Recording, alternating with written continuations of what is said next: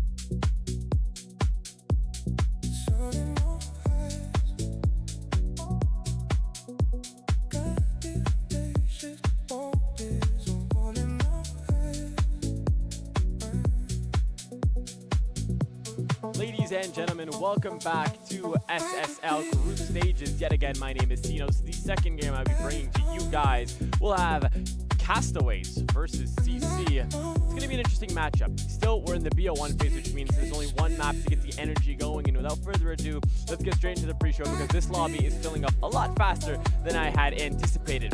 Only one map, and the question is, what will that map be? It looks like it will always be the fan favorite, the well-loved Nighthaven Labs, the map that no person could have a problem with, and the one that plays out so nicely that I don't think anybody should have a problem with here on this map. I mean, it really does play out in a similar, identical way. So to be able to identify your ins and outs, the first two rounds should be a little bit of testing the waters for the attacking side, and then from there they need to be able to hit the head-on first.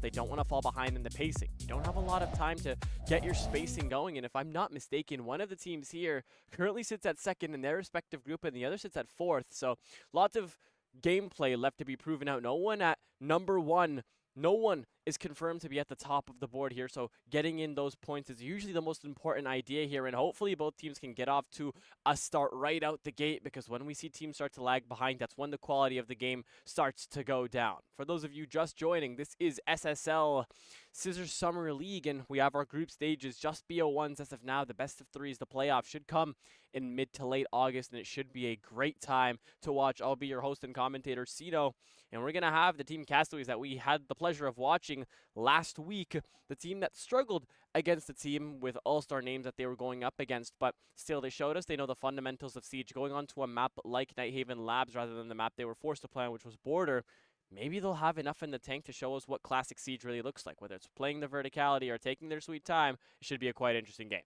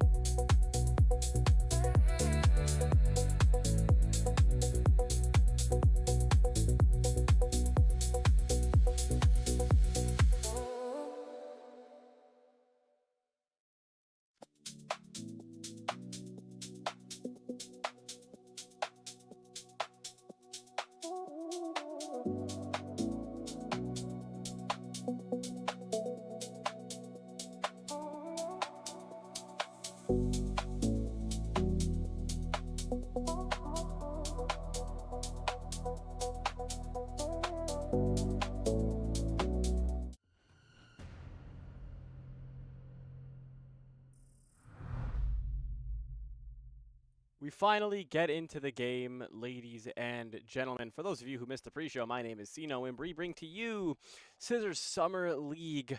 It's only a BO1 today, which is kind of short, which means not a lot of siege. Kind of disappointing, but it is what it is. We have Carolina Castaways on our left-hand side, and on the right, we all have CC. So, two CCs, kind of a double entendre. They'll be taking their efforts over to Nighthaven Labs. Their best attempt to take home some points will be here and today. From what we saw last week, Carolina Castaways has more of a traditional siege playstyle where they want to execute onto the maps. They want to be able to find entryways into the building, work the verticality, get the walls open. And to be able to do so, it's really important that they work out the ins and outs of the map without falling apart like they did against that superhero team that they went up against last week. So let's see how it'll play out.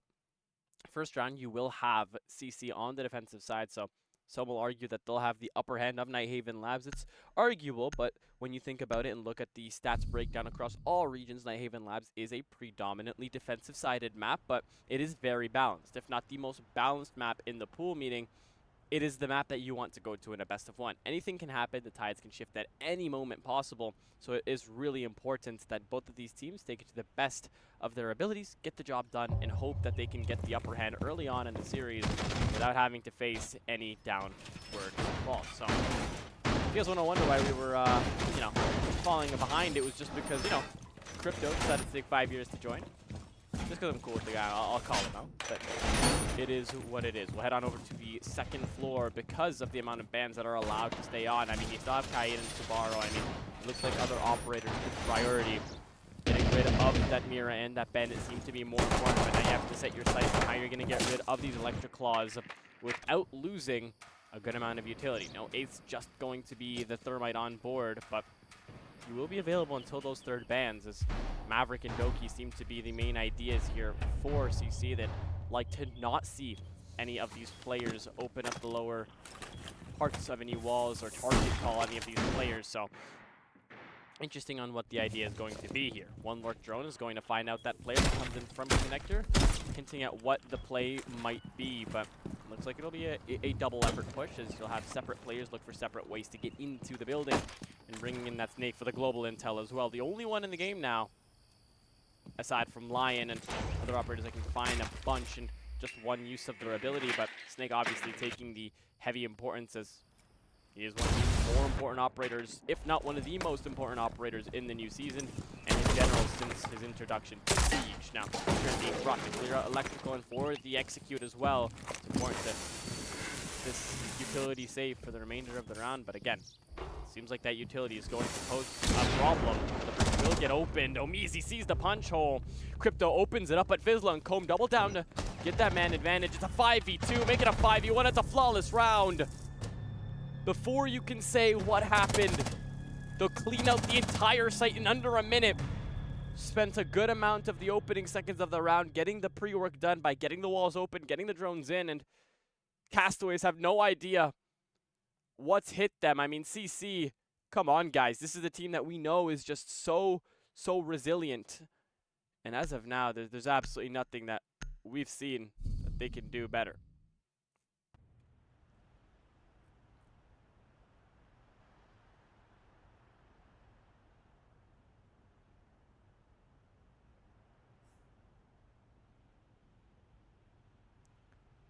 A second round that's gonna have these players thinking about what they can do better. The Castaways players get hit by a flash of lightning and have no idea what's happened, so the question is, are they gonna go back to the same site or take their effort somewhere else? And it seems like it will be the former, as they will head back up to the same site. IT Command and see how they'll play it out, considering that a single gunfight was won there, and a single bullet was shot, and it was opened up by Crypto, getting a shot on a blue, sitting on a punch hole to make up all the stuff that I was saying in the pre-show. See those types of kills, and kind of think if bullet holes were still in the game, how would they kind of play out? I mean, I remember the origin of bullet holes. It was absolutely annoying to play odd night maps with a pixel that you could shoot through. It was absolutely insane. It's probably for the better that it got removed, as that would create a skill gap that might have been a little too high to ever catch up with. It would be pro league players on a different level, and then you'd have your champs and everything else below. But showing the quality of the game, how the attackers are able to open up the entirety of the site that should be around, that is taken as constructive criticism and notes on what you can do to apply your learning to the next round. Maybe try to keep the walls closed here. You have the Kaid, you have the Tabaro. Why are they not put together to try to deny the breaches? As Tabaro looks to continue to hold it down, can you do it solo with just one Electric Claw? Usually you use two on the same breach, but could still work out. But they continue to berate the first breach with straight EMPs to try to get the job done, but still nothing there. 3-4 get ripped out, no connections, get stuck on the breach, and Vizsla gives him a headshot to add insult to injury. Here he still continues to try to open up the breach. If I'm not concerned or confused, it might be Levi. I think that's what it is. I hate when people don't have their actual names in, but we're gonna play the guessing game. Now Truly has a lot to hold down here solo. You have 3 players approaching from IT with all of these drones coming in, and I'd imagine there's one in greens just waiting for something to happen. With Vizsla adding in that pressure as well, it's just a problem. He'll get the first, and Cole follows it up with the next. Vizsla can't get his third, but by that time, his rest of his team is in sight, and Dala catches the first and the second.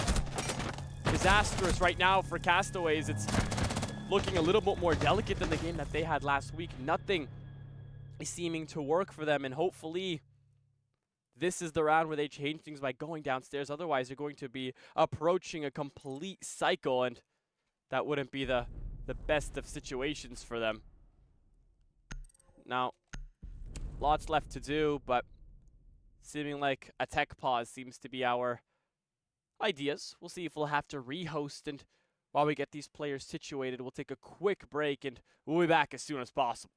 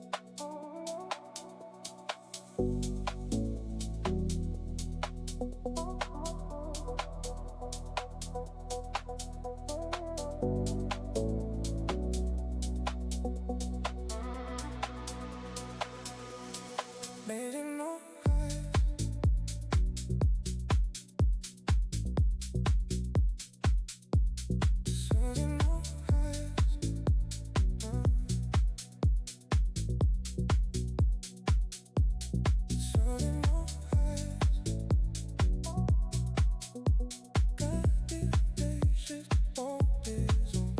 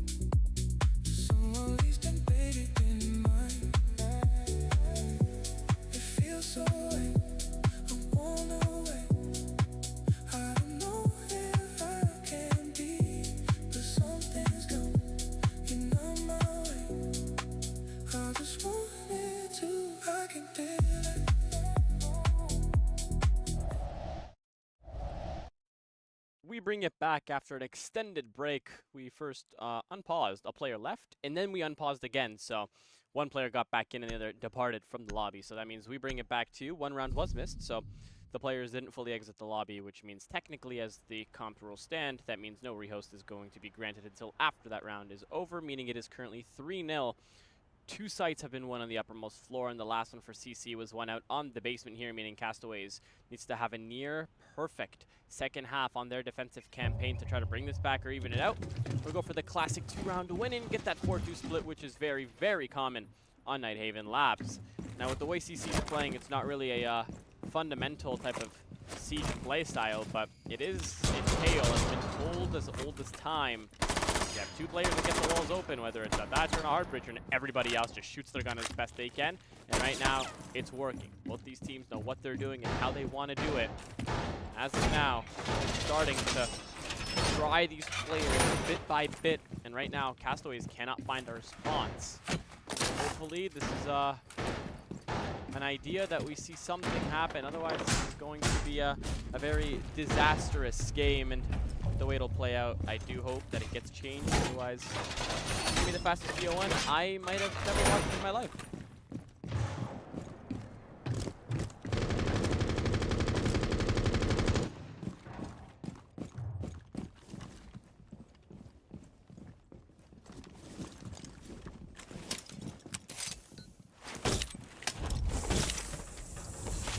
Wall getting opened up quite easily throughout the game. Quite important that it stays that way, otherwise we know how difficult it is for these players to address it. Having this clash on firsthand seems to be very easy to get the walls taken care of, but first pick is something not too easy to talk about as the Snake opens it up and gets rid of these players as he approaches Cargo, tries to get rid of these players first and foremost, but not before his teammate gets rid of the players that remain elsewhere. Now, we said defense is preferred, but right now these teams are not having a good time dealing with this defense overall. It's not really looking great in terms of keeping these players out of the building or keeping those walls closed, despite having these certain bans in their favor.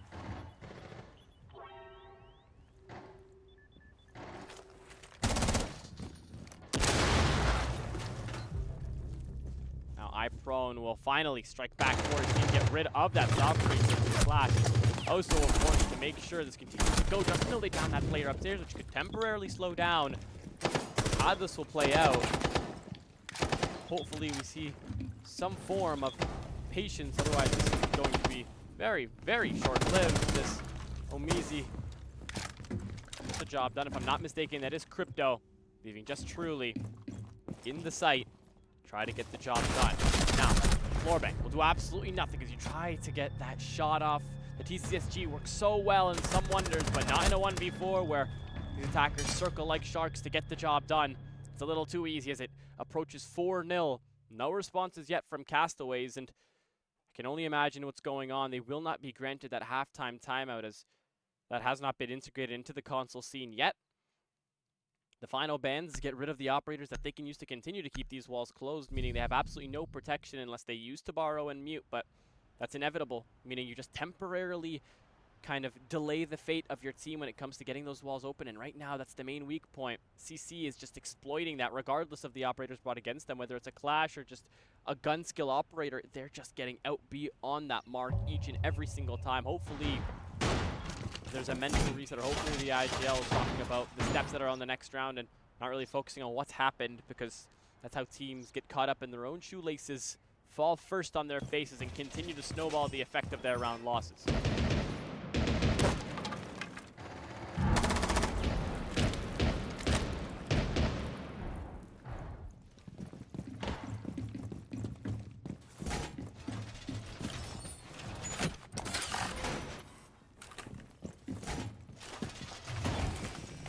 Like the warehouse idea is the best to keep this place locked down.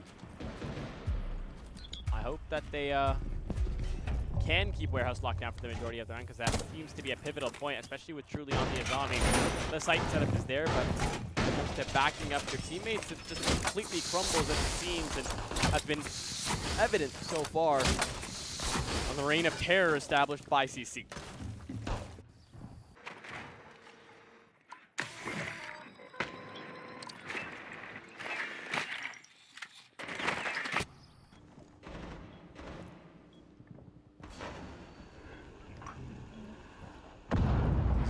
Background breach is getting open while the remainder of the team looks for an easy entryway into the site to establish first control of electrical. The idea should be to put an air jab onto that electrical door so no one gets carried away and swooped out, but before you can establish that, finally Castaways strike at the first pick onto a solid snake and to the top fragger in combined of both matches. I'm not too sure what the exact number is, but has been performing at the utmost performance throughout each and every round.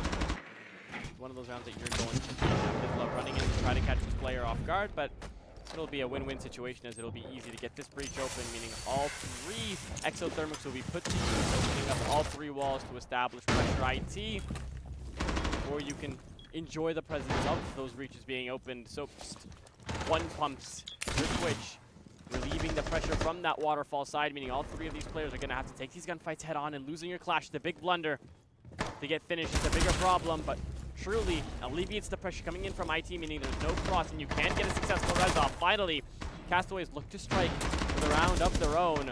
The pressure just continues to amount, but you can use this clash shield to your advantage, but not no longer. A flawless round comes into store, but this time for Castaways, they finally strike back onto CC. 4-1 is the scoreline. Maybe one more, and a 4-2 split is going to be quite pleasant for these players, despite being down 4-0.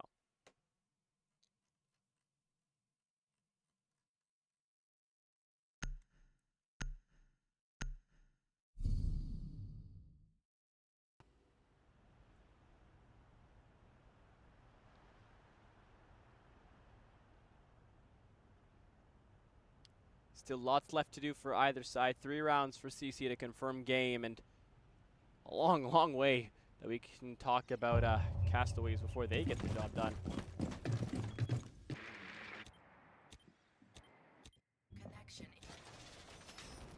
As of now, looking to establish pressure on the outer skirts of the map, trying to keep these walls closed and aggressive on different floors should be the idea.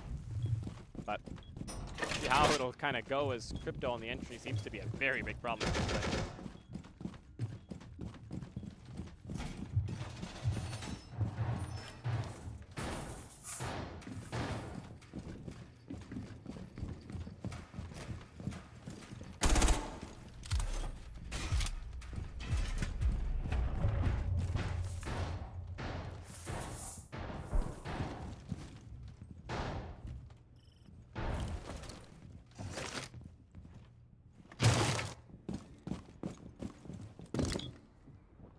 Vizsla looking to get the breach, and honestly this is the time where you don't even need to rely on bringing a Thatcher anymore because of how easy it is to establish the pressure now. Crypto either lagged out or this R4C has the greatest mag I've ever seen in my life, and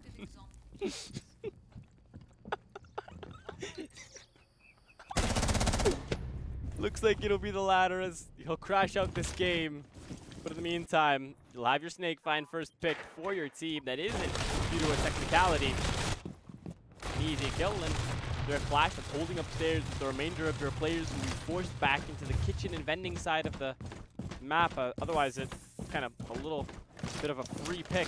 Seesaw up in the distance, going for that flank. See another player upstairs in electrical, but when the players realize that this is such an outward flank, the players on site, the hard breacher, will just decide to hit that gap and walk in. Now first is established. Comb also gets one onto Truly, stretching the defense thin, but getting Dala back in blood might be the lifeline that they needed to make this a 4-2 split. Castaways, you've been gifted an olive branch. I suggest you take it, as you'll have the clash approach that breach just in time before Vizsla finds entry.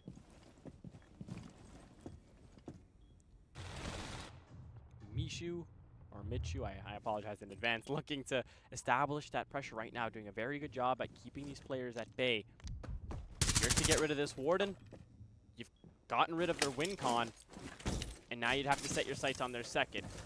Now looking at that breach with a little bit of sorrow, knowing how annoying it might be to deal with, but can't exploit the pressures. Vizsla just one shot away from finding a kill onto that one player. Home and Freeway, beautiful piece of teamwork to get rid of Soap. The question is, if he can get rid of just one player here, he's done his job successfully as he's burned off nearly 2.5 minutes. And taking a pick as well, that would be something so critically needed. Your wall banging, there we go. Freeway finally decides to swing, it's 2!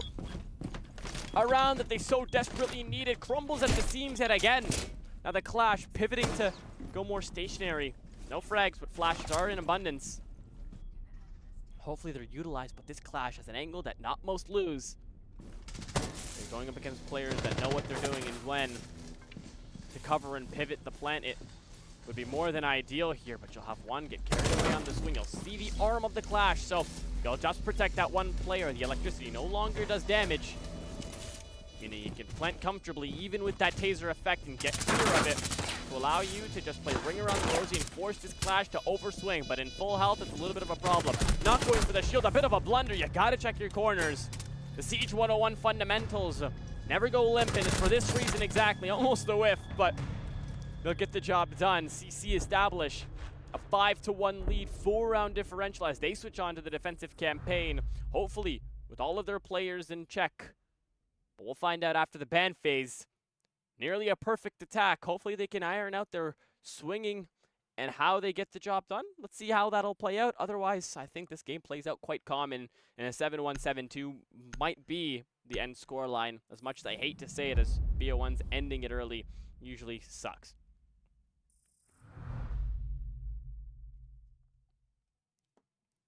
Kind of going away from the main path that we had in terms of the bans on our first half, seeing the Azami and the Grim get banned out. I mean, we saw Grim in the third and final ban, but the main idea for the opening bans were to keep the walls closed, and it looks like that idea will remain for the defenders, but just on the half of what they were doing, meaning Bandit will survive, and Bandit tricking might become a little bit easier. Now, Vizsla has the Mira. There's one of two things you can do with Mira. You can use one of them on the Rafters wall, and you can put the second on the breach, so when you see an exothermic get placed on it, you throw the C4, you break that window, and you detonate the C4, and it might get you a cheeky kill.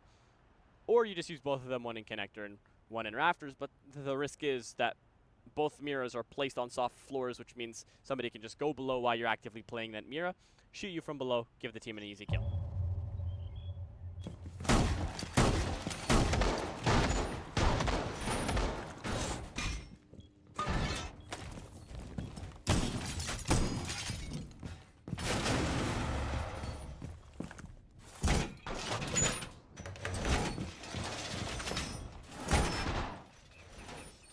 No Azami to hold down Rafters, meaning it'll either be an exoskeleton hold or you're going to hope for the best that nobody pushes to get your player who is bandit tricking. By exoskeleton hold, I mean you kind of put the bare bones utility onto these areas of Rafters that can't really be seen, like an F-nut on Rafters door and the F-nut on the crane to make sure nobody walks up easily and shoots the player in the back of the head. But the idea has to be supported by a player, otherwise it'll be a little bit more difficult to make sure nobody finds entry. So Crypto currently to find a pick early on, and having your F-Knots activated, yes, kind of works in the favor of playing more aggressive, but if you die, one of your F-Knots is shot, you cannot repurpose them for the remainder of the round, and the team remaining is going to have to kind of deal with that issue. Get the breach open seems to be quite common with Thatcher and pairing of Thermite as well. But you have to deal with a Bandit, and that honestly seems to be the bigger problem, knowing how important it really is. But Dala still focused on the IT breach, and Vizsla just waiting on that head peek angle. Still nothing to worry about getting the ins and outs done. Usually he's going to head back to the IT breach, but maybe you're going to see if he can find an easy pick here. And for Vizsla, it's just about a matter of how soft can I really play this. To give up the Mira, it becomes a little bit redundant now that you've kind of put it down and not really used it. The Mira's become obsolete for the remainder of the round, maybe except for the little to no information you'll have before it gets punched. Still will remain.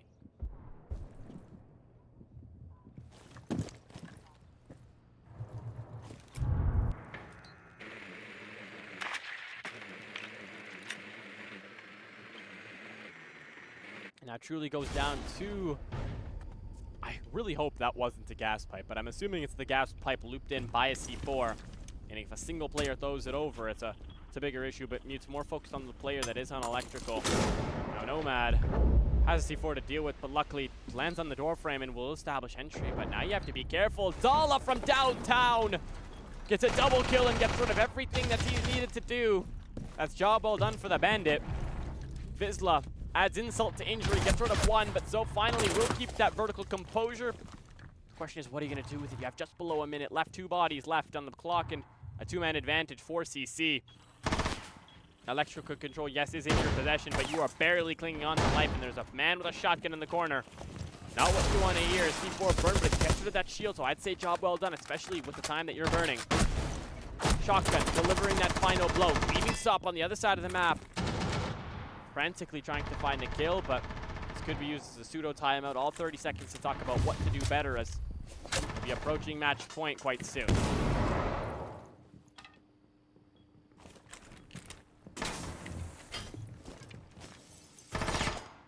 Now, Soft waiting, but a little bit more aggressive, but not before they're met with a TCSG to the teeth. That's the job.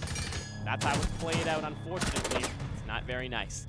Match point established by CC. I haven't addressed it yet, but for those of you who don't know, we've had a little bit of a technical issue in terms of graphics. Since both teams have the abbreviation CC, they got confused on the sides I told them to go on, meaning we have Castaways on the headliner to the left and CC on the right. The standings are correct. Castaways are 4th and CC is 2nd, but you just flip the signs. So the blue team is CC and the orange team is Carolina Castaways. I apologize for the confusion that may cause, but hey, we're all human after all.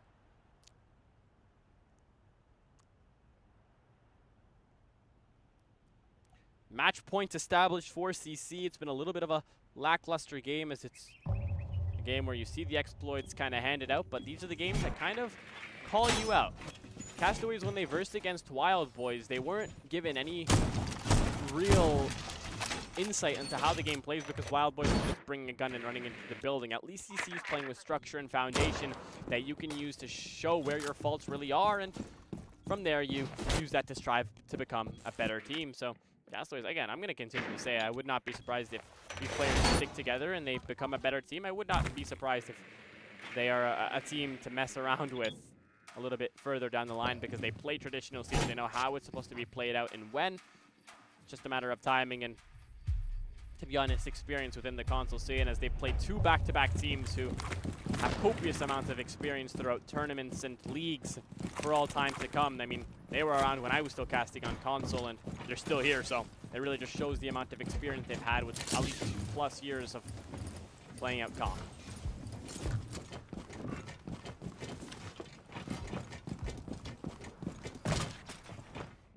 CC looking to get a head-on approach to the breach. The question is, how will they address the amount of utility that's pooled up against them? As of now, the Vulcan canisters is their biggest issue.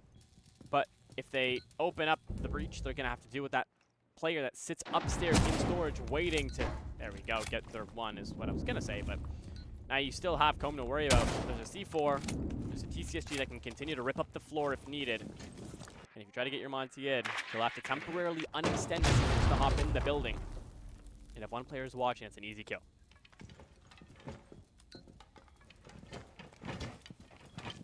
Still 2 Selmas for Truly. The right side is electrified, so you're going to just have to settle on the left. Maybe just make it walkable for your Monty. See the ace's head, but somehow Truly manages to win that gunfight. Now, iProne having a little bit of an issue finding access way into the building, as there is a Prisma fixated on that kitchen window, and he's going to continue to take the pings even by hopping through it. Now, Truly is not finding joy with the second hop through.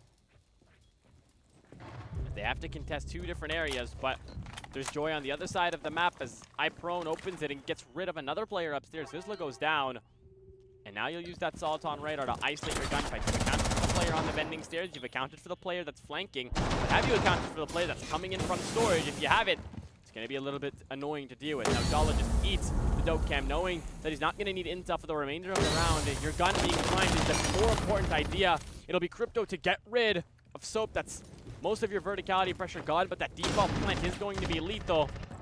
truly doing his best to keep his Monty covered. But having Freeway here and having another player fixed above is just a little bit more of an issue that is going to be a problem, because that default flank can be covered from distance, and it's not helping that the impacts are just raining on pressure. The Monty is read very easily, and the case goes loose. Now 2 players, one trying to work that verticality still, and the other one remaining outside the breach, and will be forced to give away audio if they hop in. It might be game over, ladies and gentlemen. These players are hungry. They're circling like sharks and truly just been doing everything they can to establish a lead, but still nothing will be left of what was done. But 1v2, anything's possible, but not for long. It'll be Lil Dala to deliver that final blow, and CC are victorious. A 7-1 victory as Castaways continue to take notes on what they can do better. Otherwise, there's no growth in this type of league.